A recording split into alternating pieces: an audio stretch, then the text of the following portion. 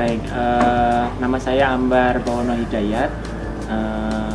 Saya di sini selaku pemilik dari Tangan-Tangan Craft House Roastery yang bergerak di bidang pengolahan kopi dan juga ada coklat.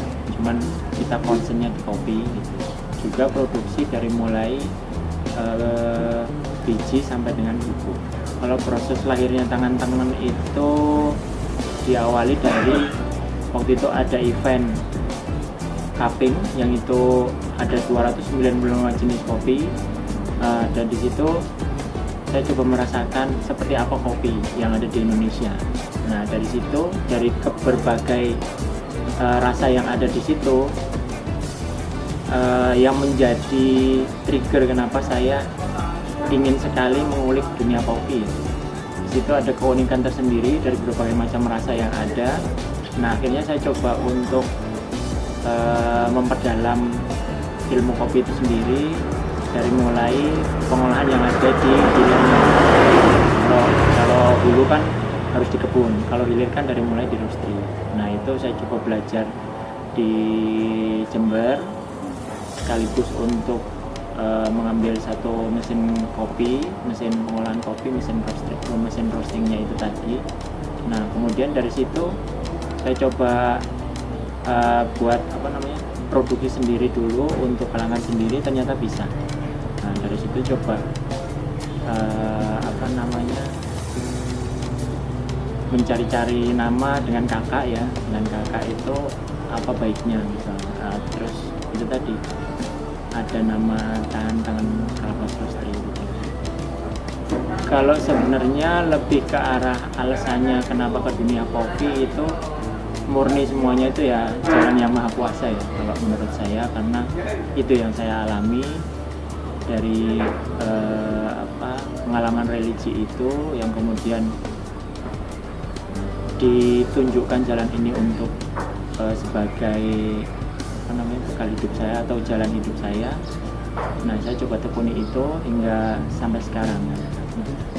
Jadi kalau yang spesifikasi bagaimana kok bisa pindah seperti itu ya, kalau dibilang spesifiknya kurang tahu juga, karena semuanya murni Allah yang berikan semuanya. Baik dari awal itu sebenarnya saya orang hotelier, hospitality. Mulai di hospitality sendiri itu dari 2004 sampai ke 2010 itu saya ada di kapal pesiar. Kemudian di perhotelan sendiri dari mulai 2010 hingga 2020. Yang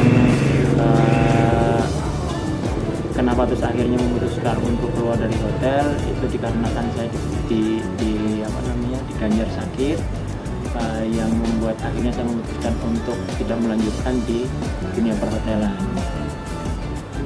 tapi mencoba untuk tetap bersinggungan di dunia hospitality, yaitu dengan mensuplai beberapa produk yang untuk dunia perhotelan. Kalau produknya sendiri dari mulai kopi, coklat dan juga teh. Nah, di situ untuk macamnya atau modifikasinya ya ada yang kopi murni, terus ada yang kita mix dengan gula aren ataupun juga dengan creamer yang itu jadi kopi susu gula aren, dan juga ada produk teh juga yang saya coba angkat di sini, produksi dari teh dan juga kopi dari Jawa. Ini ada dari Temanggung, lebih mengerucutnya dari Temanggung.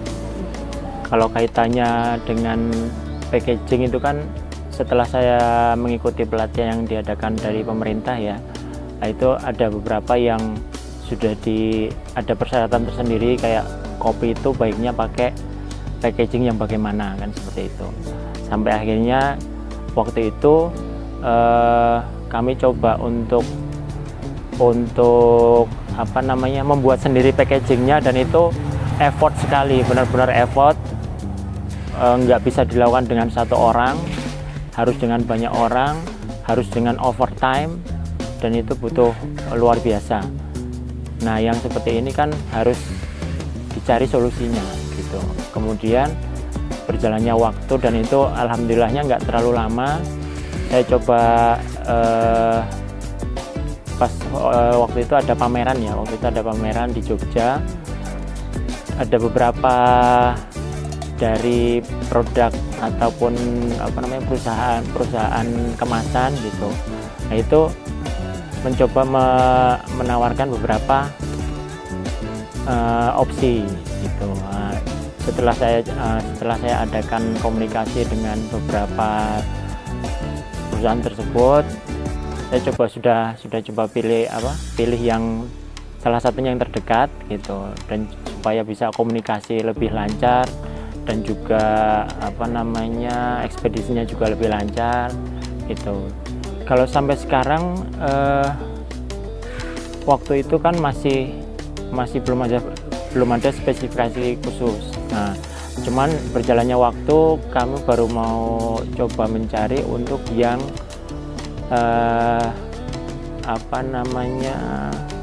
lebih aman, lebih safe, terus bisa di recycling gitu, yang seperti itu. Jadi mungkin nanti dari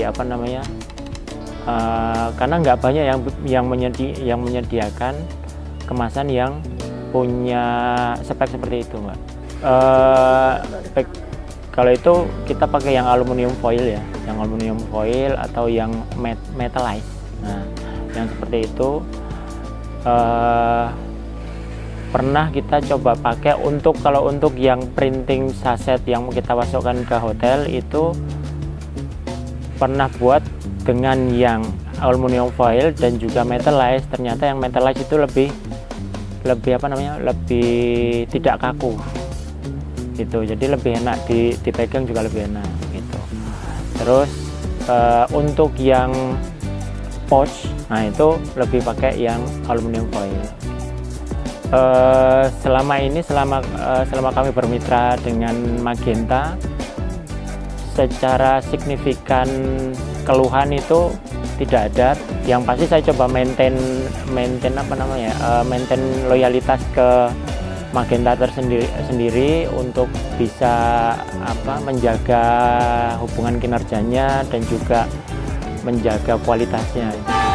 Karena biar gimana, disadari atau enggak, saya sebagai pengguna atau kami sebagai pengguna juga banyak ditanyakan sama rekanan ataupun dari teman-teman gitu, ngambilnya di mana, ngemasnya di mana, terus, dan mereka banyak yang membandingkan gitu. Akhirnya ada yang dari Bandung coba tanya ke saya, dari Jakarta tanya ke saya gitu, bisa nggak nanti kalau kapan-kapan aku nitip ke Mas Hambar gitu. Nggak apa-apa Om, soalnya kan kalau di awal mungkin nggak bisa kuantiti banyak, atau mau maklun pun juga bisa lah gitu kan. Nah, akhirnya seperti itu. Iya, karena mereka belum nemu dan belum banyak gitu. Kalaupun ada itu masih di luar Jogja. Yang sudah ada, yang sudah punya itu kan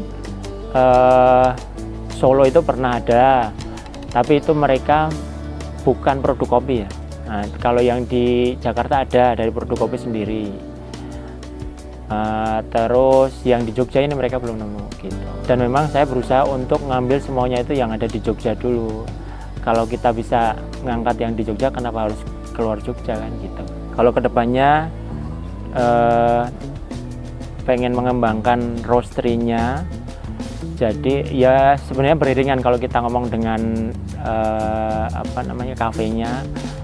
Nah, mungkin seperti itu, karena ngarahnya itu ataupun pembeliannya itu bisa dalam jumlah yang tidak begitu atau ramah di kantong lah istilahnya. Bisa dibeli per piece, kami jualnya gitu. Misalkan ada yang, Mas aku tuku siji tok oleh ra gitu. Satu, kuantiti harus banyak, segmen pasarnya harus jelas dulu, karena berurusan dengan berapa banyak ini yang akan kita pesan. Kecuali yang maklun ya, kalau printing mungkin oke. Kenapa mereka makanya tidak berani mengambil risiko itu, karena ada minimum order.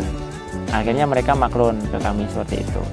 Kalau untuk yang di Jogja sendiri belum banyak, ya karena kalau kita kaitkan dengan dunia hospitality atau perhotelan ataupun di pemerintahan, kembali lagi ke payment. paymentnya itu nggak pernah ada yang cash. Mereka minta 3 bulan. Nah itu butuh modal besar di situ. 2023 sendiri aja, 2023 nih ya, itu ada 8.500 kedai. Dari mulai street coffee sampai ke hotel. Ini sudah 2025. Katakanlah dengan perubahan yang signifikan waktu itu 3.500 ke 8.500 itu 5.000. Tapi banyak yang memulainya itu malah dari kayak sekarang nih yang mulai happening dan sudah dimulai di Bandung sama Jakarta itu beberapa tahun terakhir. Di Jogja baru mulai tumbuh itu di awal atau di pertengahan 2024. Nah, waktu itu ada orang, kalau di customer kami sendiri itu ada dari Aceh ke sini memang mau buka pasar itu, sengaja ke sini sendiri mau coba pasar itu, bikin kopi cup, terus dia mau coba pasar itu, ternyata jalan sampai sekarang dan itu sudah punya 3 gerobak. Kalau ya kita disadari atau enggak ya tetap harus diperhatikan arahnya mereka itu kemana, segmennya yang diambil apa gitu. Tapi kembali lagi kalau soal rezeki itu kan sudah ada yang ngatur ya Mbak. Nah itu yang seperti itu ya kita dampingi terus saja. Yang harus diperhatikan malah sebenarnya naik turunnya harga kopi secara bahan baku, karena itu nanti akan mempengaruhi harga jual kami juga ke para penjual kopi baik ataupun kafe seperti itu nanti juga mereka akan menaikkan harga mereka. Sekiranya ada kayak ini ya konsultan ya, itu kami juga bisa dampingi. Terus dengan pelatihan kopi sendiri juga ada di kami itu, ataupun diminta untuk menguji juga bisa seperti itu. Tangan-tangan itu ada berapa ya, ada kopi saku kurang lebih ya 12 Mbak. Oke, ada 12 brand. Kalau dari hotel sendiri ada 8. Ya mau ke segmen mana dulu aja, seperti itu sih sebenarnya. Terus dilihat juga dari yang pasti supaya nggak terlalu modalnya terlalu besar gitu.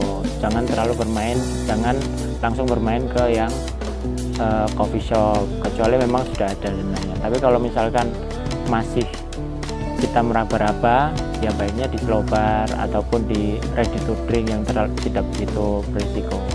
Kan karena hanya nitip ataupun bisa pemasarannya lebih mudah dari mulut ke mulut.